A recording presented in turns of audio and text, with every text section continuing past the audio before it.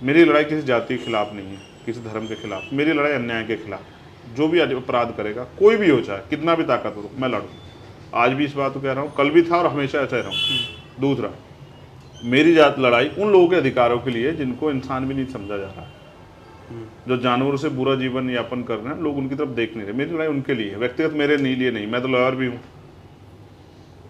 अच्छा खा कमा लूंगा, ज्यादा कुछ नहीं तो अपने परिवार का, खुद के जो है ना, को अच्छी रोटी और कपड़ा मकान एक दो जनरेशन का तो संभाल ही लोगे, संभाल लूंगा। अब इतने पॉपुलर हो गए हो कि वकालत में तो अच्छा ही चल रहा अपने संभाल लूंगा। आगे जो लोग होंगे उन्होंने अपने भी संभाले। लेकिन सच ये है कि अगर हर व्यक्ति अपने लिए जिएगा तो रिफॉर्म नहीं हो सकता। अपने आप को जला के तभी आप दूसरों के लिए कुछ कर सकते हो, अपने आप को दफन करके, अपने आप को मिट्टी में मिला के। तो मैं वो काम कर रहा हूँ जिससे नया निर्माण हो रहा है लीडरशिप का। और देखो, जब जैसे जैसे लोग मुझे समझेंगे, आज जो लोग मेरे विरोधी में, मैं लिख के देता हूँ कि भविष्य में जब मुझे अवसर मिलेंगे और मैं काम करूँगा, वो मेरे सबसे बड़े समर्थक हो जाएंगे। मैं ये बात इसलिए नहीं कह रहा हूँ कि मुझे समर्थक बनाने, लेकिन मैं कार्यों से आज अगर इतने लोगों को मैं जोड़ पाया हूँ और बिना सरकार के भी हम उनको कुछ दे भी नहीं रहे हैं, फिर भी हमारे साथ खड़े हैं, ये विचार की शक्ति है। और यही मैंने महापुरुषों से सीखा। क्या देखते हो अब भीम आर्मी का फ्यूचर क्या होने वाला है? भीम आर्मी अपनी सोशल ऑर्गेनाइजेशन को इस तरह से डेवलप करेगी, जैसे हम लोग और पावरफुल होंगे। भीम आर्मी के जरिए जो वो इंटीरियल है, वहाँ कॉन्स्टिट्यूशन को और जो संवैधानिक अधिकार हैं उनको, और जिस तरह छोटी छोटी पाठशाला हमने खोली, उस तरह से जो जिन लोगों को अवसर नहीं मिलने चाहिए उनको हम लोग तैयार करेंगे। देखो, बेसिकली करना क्या है, हम सब लोगों को मिलकर जनता को जो है ना जागरूक करना है।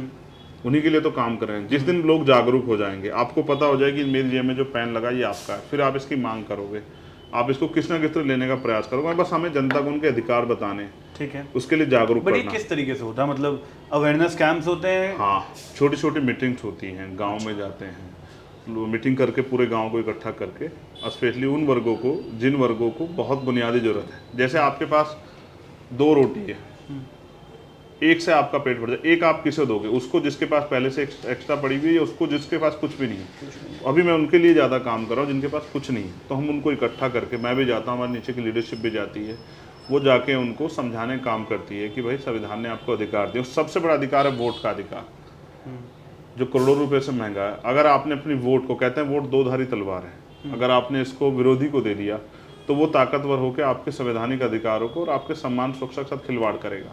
लेकिन अगर आपने इसको बहुत जिम्मेदारी से अपने व्यक्ति को दिया जो आपके साथ खड़ा, जो कुछ करना चाहता है, तो वो ताकतवर होकर आपकी समस्याओं का समाधान करेगा और आपको सुरक्षा सम्मान का जीवन देगा।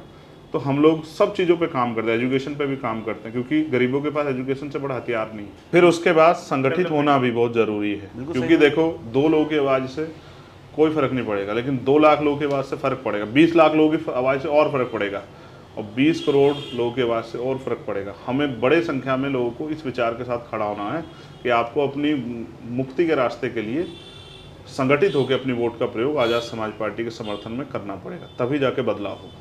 आज मैं जो करना चाहता हूँ उसके लिए मुझे प्लेटफॉर्म की जरूरत है। वो तब तक नहीं मिलेगा जब तक मैं उस डेजिग्नेशन पे नहीं पहुँचूंगा। उस डेजिग्नेशन पे मुझे वही लोग पहुँचा सकते हैं जिनके लिए मैं संघर्ष कर रहा हूँ।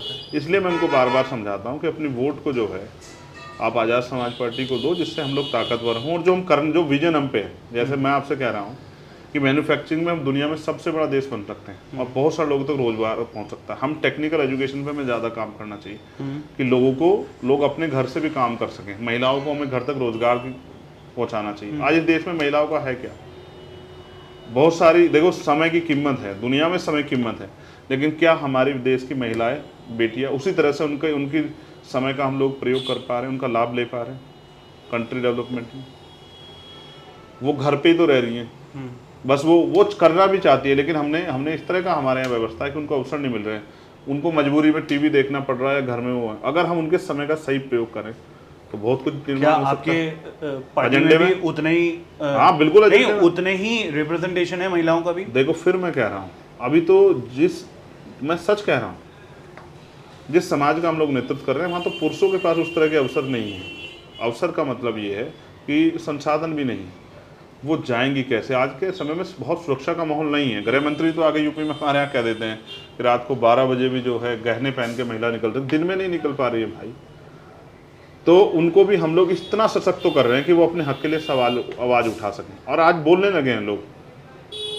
तो मैं उनको बस जागरूक करना चाहता हूँ कि इस समाज में राजनीतिक चेतना पैदा हो। लेकिन क्योंकि भारत में लोकतंत्र है और सभी तरह के परिवर्तन वो शक्ति से होंगे और शक्ति सत्ता में, इसलिए मैं बार बार लोगों से अपील करता हूँ कि वो सत्ता में आने का प्रयास करें। और मैं अपने साथियों के सहयोग से हम ये करके जाएंगे कि चाहे हमारे यहाँ एक खेत में काम करने वाला मजदूर हो या एक IAS IPS अधिकारी या कोई उद्योगपति हो, हम लोग इतनी जागरूकता काम को, राजनीतिक जागरूकता काम को तेजी से आगे बढ़ाएंगे कि वो सब लोग किस तरह से वो सत्ता में आए, जो दलित, पिछड़ी, आदिवासी, अल्पसंख्यक वर्ग की जातियाँ हैं, वो ये सवाल उनके मन में हम इतना बड़ा पैदा कर देंगे, रोज इसके लिए सोचेंगे।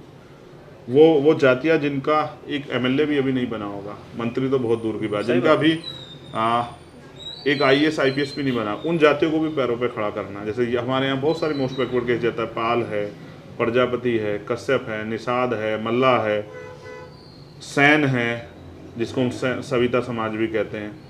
ऐसे बहुत सारे समाज हैं जिनको हमें अपने पैरों पे खड़ा करना है और सशक्त करना है और उनको रोजगार से भी जोड़ना है। उसके लिए हम लोग मेहनत कर रहे हैं और मुझे लगता है एक दिन ये मेहनत जो है वो कामयाब हो।